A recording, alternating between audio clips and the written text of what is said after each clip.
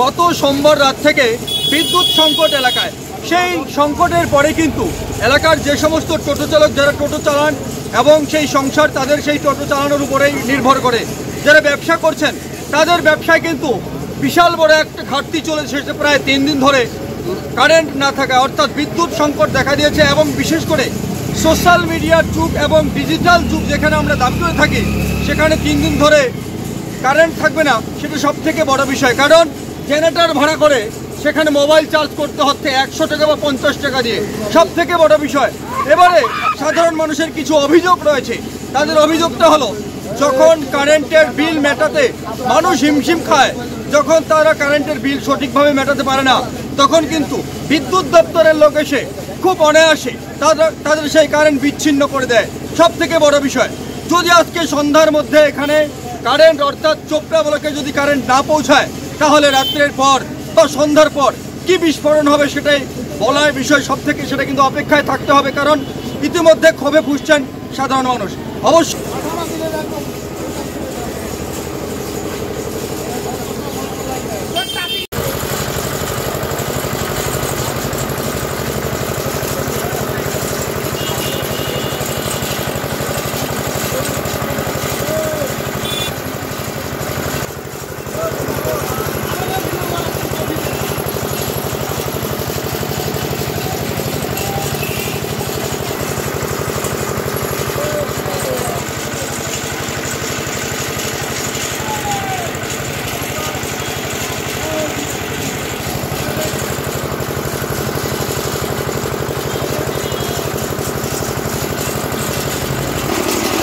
দাদা কি হয়েছে বিষয়টা, এত জমায়েত করে এখানে? জমায়েত যে লাইন নাই, লাইন ওই দিন থেকে লাইন নাই, সোমবার থেকে লাইন নাই, রাত থেকে লাইন নাই, 3 দিন ধরে লাইন নাই।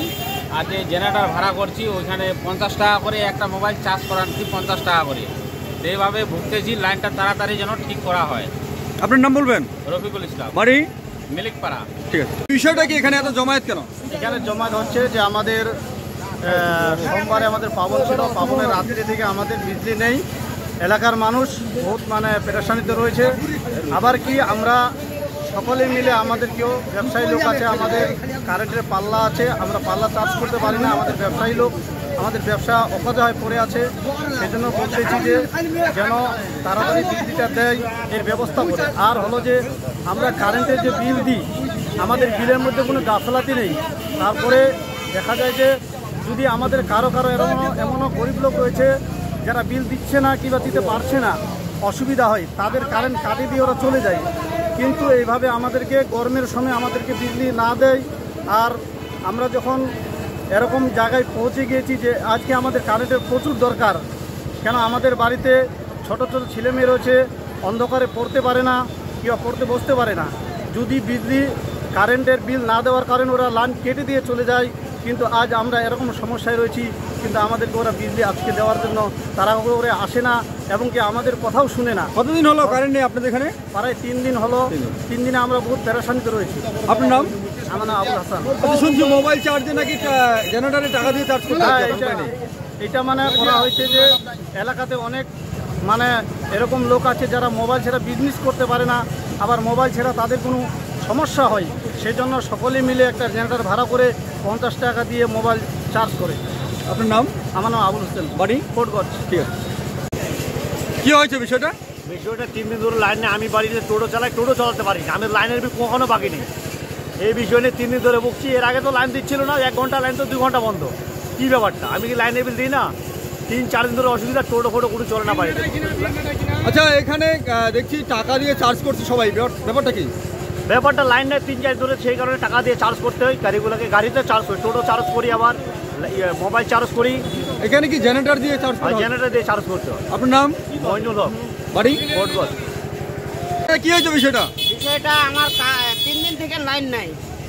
ব্যাপার হচ্ছে লাইনের জন্য সবাই অপেক্ষা করে আছে। যদি আজকে সন্ধ্যার মধ্যে লাইন না দেয়, তাহলে আজকে আমরা চোপড়া গিয়ে অফিসে আমরা দুর্ঘটনা করব। কেন, বিষয়টা কি? বিষয়টা হচ্ছে 3 দিন ধরে লাইন নাই, এখনো পর্যন্ত লাইন নাই। গরিব ছেলে মেয়ে কোথায় যাবে? এই যে টোটো চালাচ্ছে, টোটো চলা সব বন্ধ। এখন আমরা জেনারেটর নিয়ে মোবাইল চার্জ করতেছি। এই জন্য আমি কমপ্লেন করছি ডাব্লিউ নিউজকে। ডাব্লিউ নিউজ যেটা করবে, হ্যাঁ, সব জায়গায় ছড়িয়ে দোক। আর বিশেষ করে আমরা এই ব্যাপার নিয়ে যদি এই চোপড়াতে এই ঘটনাটা না ঘটে, আজকে সন্ধ্যায় আমরা ঘটাবো। যদি এই ঘটনাটা আপনারা কি ঘেরাও করতে চাইছেন সেই অফিস? অবশ্যই আমরা ঘেরা করবো, সকল মিলে আমরা ঘেরা করবো। যদি না আমাদেরকে 5টার মধ্যে লাইন না দেয়, তাহলে আমরা কলকাতা অবধি যাব। আপনার নাম? আমার নাম অজয় রায়, কোর্ট গোদবার। যখন আমরা বিল দিতে যাই, বিল এখানে আমরা যদি 2 টাকা কম রাখি, লাইন কেটে দেয়। আর এখন আমরা লাইনের জন্য কমপ্লেন করছি, ফোন রিসিভ করতেছে না। কি হয়েছে বিষয়টা? দাদা 2 দিন ধরে লাইন নাই, অবস্থা খুব খারাপ, অবস্থা খুব খারাপ। ব্যবসা বাণিজ্য করতে পারি না, অবস্থা খুবই একেবারে সংকটজনক হয়ে গেছে অবস্থা। আমার লাইন অফিস যাবো ভাই, সবাই তাড়াতাড়ি লাইন অফিস যাবার। আর যদি 5টার সময় লাইন না আসে, তা আমার সবাই আমার পিক আপ ভাড়া করছি, যাবো আজ লাইন অফিস, গল্প করবো অফিসারের সাথে। কেন লাইন দিচ্ছে না আমাদের? ফোন উঠাচ্ছে না, ফোন করতেছি, ফোন উঠাচ্ছে না। কেন ফোন? কারা ফোন উঠাচ্ছে না? হ্যাঁ, লাইন অফিসার ফোন উঠাচ্ছে না। আমি বারবার ফোন করছি, ফোনটা কেন উঠাচ্ছে না? হ্যাঁ, বলতে তো পারে দাদা 2 দিন লাইন আসবে না। ওর জন্য আজকে ওখানে ধর্নায় বসবো। এই বিষয় নিয়ে কি কমপ্লেন করবেন আপনারা অবশ্যই বিদ্যুৎ দপ্তরের বিরুদ্ধে? অবশ্যই কমপ্লেন করবো।